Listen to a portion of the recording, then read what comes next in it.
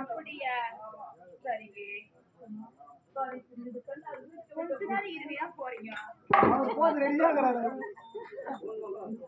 சரி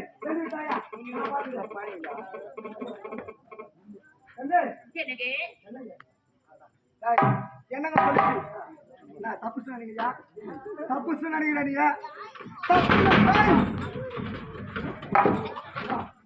நான் தளபதி ஆயிட்டேன் மாணி மட்டும் மருமகன் ஆயிட்டேன் மாணி மாதிரி வரமாட்டியா வரமாட்டியா சொன்ன வரமாட்டேன் பங்காளி விசுவாசமா இருக்கியா இருக்கியா 2000 வாங்கி குடிக்கலாம் ஏன்னா தளபதி கூட்டி விட்ட மாமா போயிட்டேன் கூட்டி விட்ட மாமா போயிட்டேன் நீங்க